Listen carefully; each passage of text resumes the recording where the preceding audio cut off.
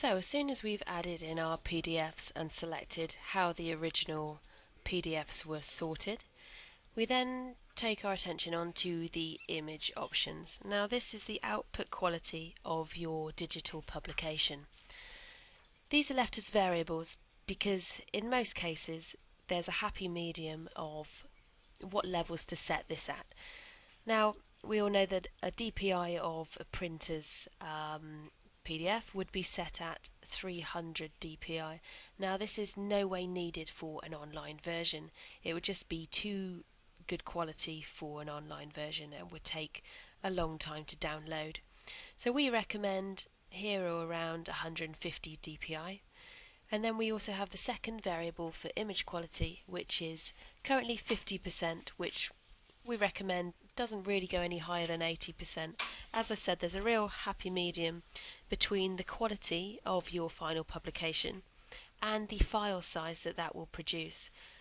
Obviously, if you set these higher, your file size will be higher, the quality will also be better, but it's just getting that optimum download speed and quality of your publication. So once you're happy with this, we can focus on our 4 other options. Now these I'll just go through in turn. First of all, we have the remove bleed. Now sometimes in printers proofs we have crop marks at the edge of the page. If that's the case, we simply select this box to remove the bleed and we can crop in the PDF as we want it to appear in our final digital publication. We also have the option here to extract the text from the PDFs, which makes our final digital publication fully keyword searchable.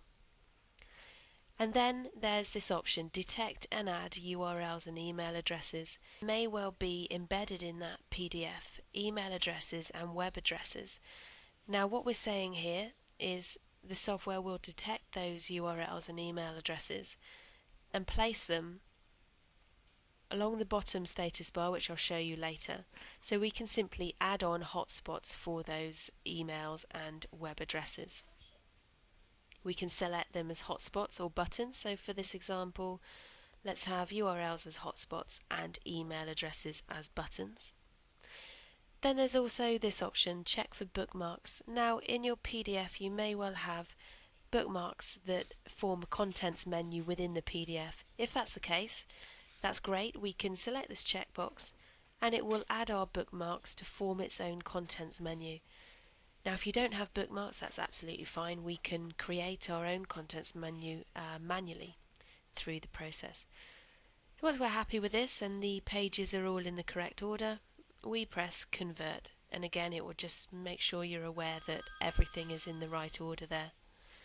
So we press continue and off it goes to convert your PDFs. Now you'll see the status bar here at the bottom of the 3D issue converter window. Now for the first 10 to 16% it will go at this speed, and as soon as it hits the 10 to 16% mark we'll get a little window up to, if we've selected this option, it will allow us to crop in our PDF to remove that bleed. So we'll just wait for that there.